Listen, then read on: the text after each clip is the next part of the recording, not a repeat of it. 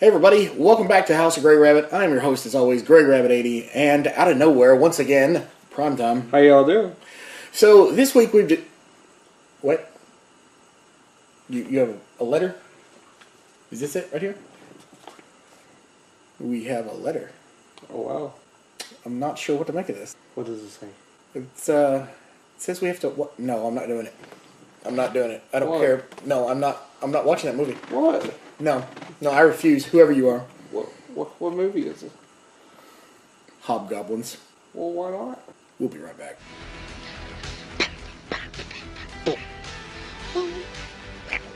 I told you we shouldn't watch that movie. What the hell was this person thinking? I don't know who you are, but you can't do this to people. You can't torture people. It's in the Geneva Convention, you know. What the hell's the Geneva Convention? Don't worry about it. We'll talk about it later. We just watched Hobgoblins, so I hope you're happy. Whoever you are. It was horrible. It was horrible. It's in my top 15 worst movies ever made. And and that's up there with a lot of bad movies. This makes my brain hurt. This movie is actually on the top list of worst movies ever. Really? Yes. Called it right there. And with a budget of $15,000. I make more than that in a year. Me too. And I have a mundane job, and so does he. So basically, this is one of those movies that jumped on the whole Gremlins craze back in the day. Like, this was 1987 when this was made. Any movie that could put out small furry things causing problems, it was just a fad. It was one of those things that happened back in the 80s. And this one... Oh my god. Oh man. Like, I have... This right here puts Asylum to shame. Another one quit. What was the problem this time? I'm not sure what the problem was, sir. It wasn't something you said to him, was it? Yes. I mean, Asylum was pretty bad, but this is just, This is crap. this is bad. Okay. Before we get any further, let's of course do what we always do. Let's talk about The plot. the characterization and the Yeah. plot. So what we have here is we have a movie studio that's been out of business for 30 years. Yes. And we have a security guard who's worked there for 30 years. No one works there except him and his protege, let's say, and their boss. And the boss is always nagging them about insurance and how insurance will go up if there wasn't anybody guarding the place. Which is funny because there's not been anybody there for 30 years. So, What was the matter, yeah, well, apparently this guy has lost 5 apprentice, proteges, assistants, whatever. He's lost 5 of them in the last year. And he finally has to hire a new one, and that's where we meet our main guy, who really needs this job. He says everything that you hear on those training films, like when you start working for restaurants and stuff. Well, I'm a really good learner, and I'm a fast learner. I'll even take notes. I really need this job. So, Kevin, is this the first time that you've worked as a security guard? Yes, sir. But I'm a very fast learner, and I promise to try extra hard. And I really need the job. So he's being taught about the movie studio and where to go on his walks and where not to go. And the guy tells him, do not go to the vault because that's off limits. There are machines there that could hurt you and you shouldn't do it. Which, of course, he does. They always do. Yeah. And he lets out the Hobgoblins.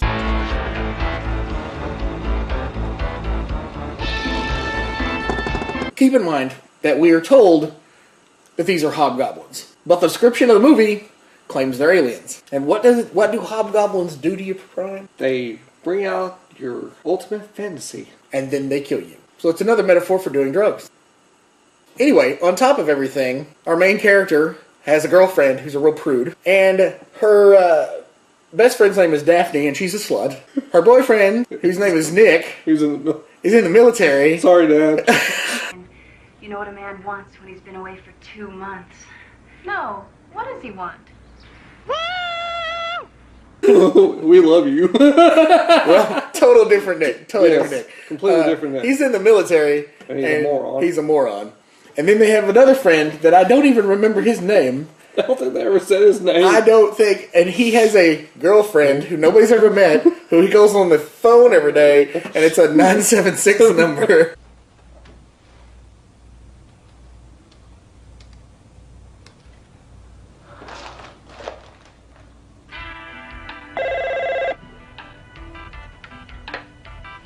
Hi, it's me, Fantasia. Thanks for calling. I'm going to see a movie today. It's only rated PG. The best part of this movie is the 976 phone operator talking to him and trying to be sexy. Like, the third call, she's in a zoo in the baboon cage, and she's doing the guy version of, the Beastmaster. Yeah, and she's doing a whole guy thing, like, hey, lady, I'm not even going to go into it. That was the funniest part of the entire movie. So slowly, the hobgoblins who have escaped work their way into this guy's life, which makes no sense. They're apparently attracted to bright colors. Well, no. Bright lights. Bright lights, yes. Which is another segue into Gremlins, right? So they begin to randomly attack him and his friends, and it's remember when we talked about Wile E. Coyote cartoons? This puts Wile E. Coyote to shame. This puts Chopping Mall to shame. Chopping Mall deserves an Emmy compared to this film. This film is what they should make toilet paper out of in foreign countries. I hate to say this, but Werewolves of the Third Reich deserves an Emmy. Werewolves of the Third Reich deserves to be made into platinum and hung on the wall in the Louvre compared to this movie. Anyway, by the end of it, we end up in a nightclub called Club Scum.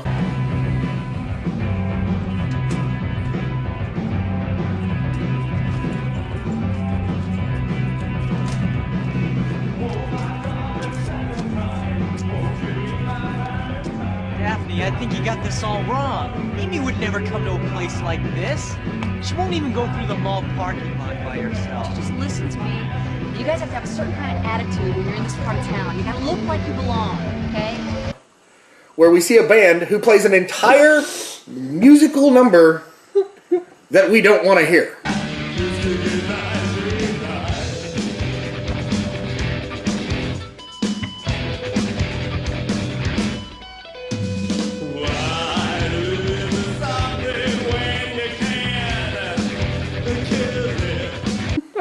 Whose lead singer is named Spit.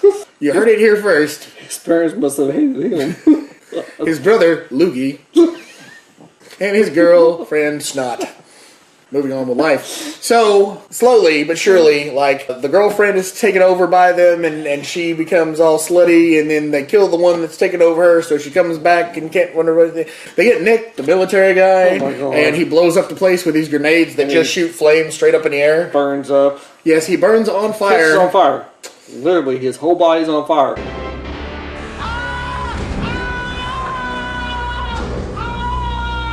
And then finally they go back to the studio where they meet the old man who watches as the hobgoblins go back into the vault and then blows it up.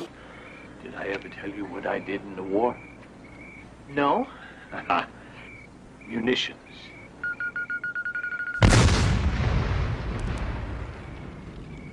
So this entire time, for 30 years, he could have done this for 30 whole years. First day, boop, but no. Gone. And one of the best parts of this movie, Daphne, at one point, is in the house, dancing, wearing sunglasses. She goes outside because she gets tantalized by the hobgoblin. She's not wearing sunglasses. They kind of float from here to the top of the head and here and so on. Like, scene, sunglasses on. Scene, sunglasses off. And it does this for like the next 5 scenes. It's like, okay, were they confused? Here's what happened was she didn't realize she kept moving her sunglasses. Point is, at the very end, if they blow it up, everybody seems happy, and you think everything's going to be fine, and Nick, who's not dead, No. shows back up with no 3rd-degree burns, even though we... Very few 3rd-degree burns. Yeah, well, he just scuffed up a little bit. Crutches, okay. bandages. But he was on fire when we last saw him. Completely engulfed in flames. Movie ends, and basically our reaction was, what the hell? 30 years. He could have done that. And we would have not had to sit through this. You could actually have a 30-second movie. It could be like, you need to get a new partner. And what's best about it is that he got fired, and then calls his boss after he blows it up. Because the boss actually fires the old guy because he isn't doing his job right. Then the guy blows up that wasn't the Gremlins. He blows the hobgoblins up. And then he calls his boss to tell him there's been an accident and that the film vault blew up. And there's no one on duty. And there's no one on duty, so he better call his insurance company because his rates are going to go up. And of course, then the fancy guy is like, Hey, can I borrow that phone? Yeah, 976 guy got the last line of the movie is 976 guy asking, "Can he use the phone?" And that's Oh, it was bad oh wow, I'm kind of laughing. because it was so bad. So whoever is behind the whole like recommendation for this, you didn't get us this time. Like we came out of it with a smile on our face, but it's don't watch Hobgoblins. That's the end of the episode. The whole episode that we should have done was just should have been us, got the letter, watched the movie, came back, don't watch it, and Yeah, blow it up. yeah. And what's bad is that apparently they made a sequel. Which we will not watch. Just make sure there wasn't anybody handing me another letter saying that we had to watch Hobgoblins too. But the point is that this movie, like when you watch an independent film now, like one that comes on, like we watch Tubi, we watch some independent, you watch these movies and you're like, God, the acting's bad, but like, why was there nothing on the walls of his apartment? Exactly. His entire apartment is white, and the couch, and all the furniture was white. It's the white room. And out of nowhere, suddenly they get a record player. And here's my question: when they put the record on, they don't like you lift the needle up. I know how a record player works. Lift it up, you put it on the record, it starts playing. No, she had and then it just comes on. And then it's like, who decides that they have 3 friends over? Let's put on some good music and dance, but we have to have a cheap strobe light going. Yeah. Because they're attracted, to bright light. Yeah, I mean, And of course, he dies because his fantasy is to be a rock star. They use the stage for the club at the end. Yeah, the stage in the beginning fantasy is the same one they use later on. Because and it's funny because when he falls off the stage, he dies. But when he falls off stage, he's like, ah. It's like, was it 5 stories tall? Was the pit just like literally a pit? I don't And another know. thing that doesn't make any sense, you very rarely see the Hobgoblins the entire time. And when you do, it's just a stuffed animal. No, Not even a puppet. Not even a puppet. It's just like there's one point when they're in the There's one point when they're in Club Scum, and they're actually like going down the bar, and you can tell that someone just has their hand on its butt, like wiggling it and knocking bottles off, while the main character can barely run. And you can't understand the absolute. This guy comes across handicapped because he can't run worth a damn. Like he stumbles the entire movie. And his real name's Tom. And Tom, if you're out there, I'm sorry. I'm sorry someone talked you into this. You need help. I don't know what they paid him with. He probably got to mess around with the girlfriend character because, that's all the guy wants, by the way, through the entire movie is to prove to his girlfriend that he is okay enough to have sex with. And there is a nunchuck scene. There is a nunchuck fight. Not much of a nunchuck fight. No, like a second. It's quite feasibly one of the worst things I've ever put my eyeballs through watching. And I've watched this movie before. I actually, when we first discovered Tubi, way back at the beginning of all this, I actually sat down one night when he wasn't here, and I was just watching it, and I was like, maybe we could do this film. And I watched the whole thing, and I forgot about it. My brain actually retroactively pulled it out of my memory. What happens? We watch it. So, point being, don't watch it. Don't even rent it. Don't even try. So, Prime, what you gonna rate it? Oh, God. 1 nunchuck. I'll rate it 1 invisible nunchuck, because it turns out that guy didn't even exist. And there you got it. Hobgoblins. Yay. Remember, we're saving the world. No. The universe. 1 hobgoblin at a time. No pun intended. OMG. Right, guys? Alright. So, everybody, that has been this week's experiment. Thanks to our mysterious recommender. Whoever you are.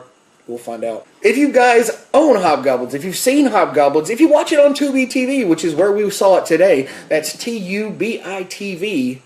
Check it out. It's where we watch tons and tons of bad movies, as well as good movies, as well as great anime and horror movies and everything else. Check it out. It's a free app that you can download on almost any system or any device at this point. We got ours on PlayStation 4. Check it out, see what you like about it. And don't forget to subscribe if you haven't. And remember, hit that like button in the face, and don't forget to hit the bell if you want to be notified when we do another video. And we need to say thank you to the new subscriber. We don't know who you are. Yeah, might be that guy. Guys, thanks for sitting through this experiment this week with us. Tune in next week for another experiment. Hopefully, please, hopefully, I can just get through this and I can get through everything that's going on and I can have a video out every week instead of a video out every week and a half. And for that, I apologize to you people. True believers, stay with us. Anyway, this is House of Grey Rabbit, and we will be seeing you.